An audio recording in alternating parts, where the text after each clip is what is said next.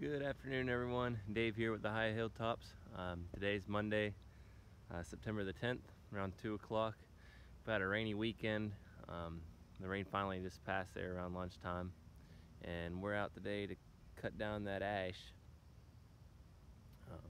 I'd say it's about 13 inches at the base there, and I'm trying to cut it down. Hopefully I can steer it in a direction that it won't get caught other than the wind blowing it over.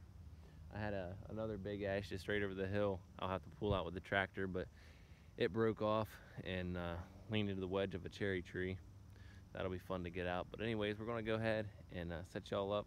Watch me take down this ash.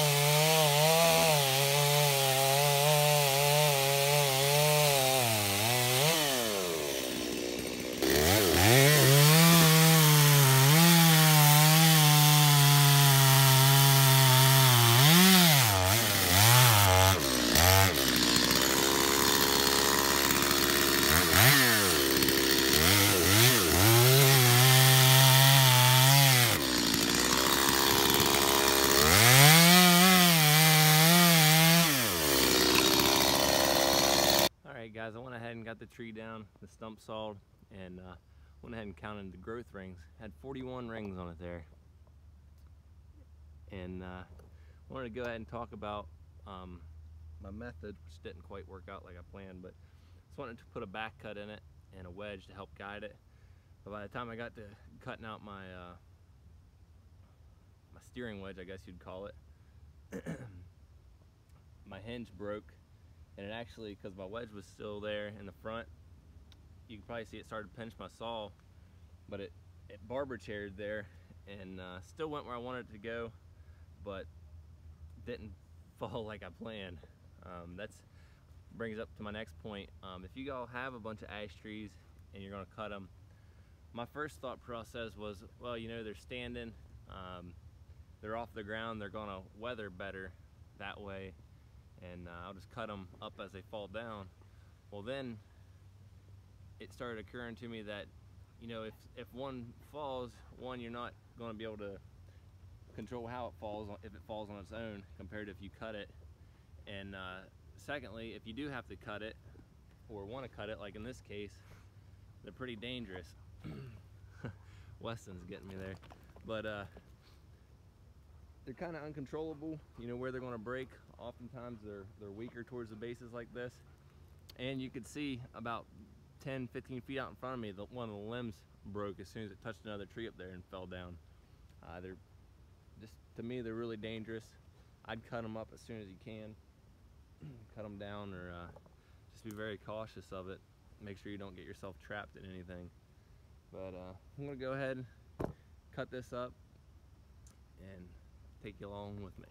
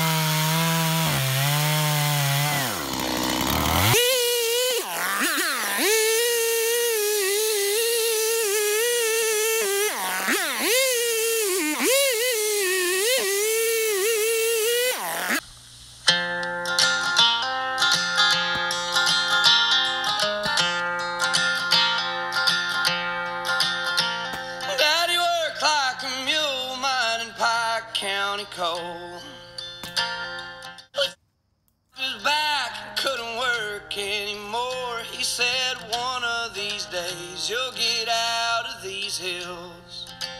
Keep your nose on the grindstone and out of the pills. See, the ways of this world just bring you to tears. Keep the Lord in your heart and you'll have nothing to fear. Live the best that you can and don't lie and don't steal. Keep your nose on the grindstone and out of the pills.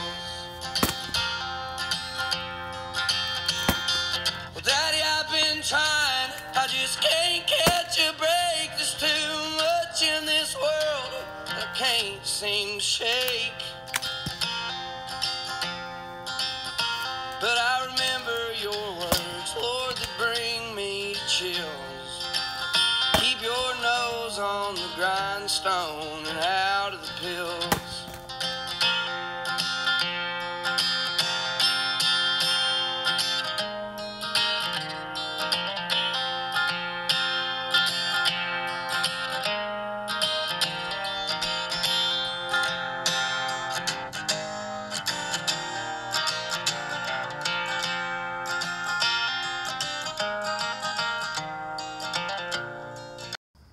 Alright guys, we're going to go ahead and test our luck on this ash here. And it goes way up there. That's a pretty big one. This one's about 16 to 18 inches at the base. And I'm going to try to steer it to the right from its natural falling course, just to try to avoid some young maples over here and things. So we'll see how I do. I probably won't be able to at all, but whatever.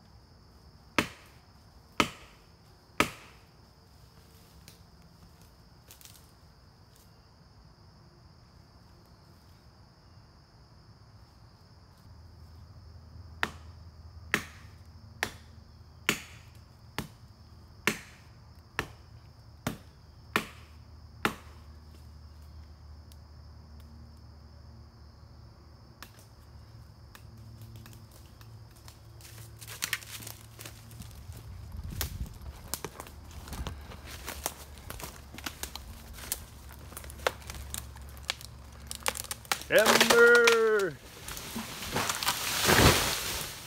Look at that.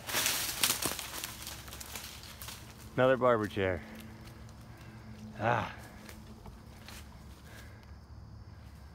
Gotta watch these things, but it did fall where I wanted it to.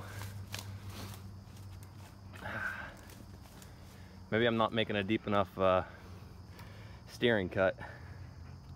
Alright guys, so I think what's happening, what my mistake is, first, other than the angle of that even being uphill, I didn't quite cut it deep enough, and or should have cut my back cut a little deeper, and I relied too much on the wedge, which I was trying to steer it.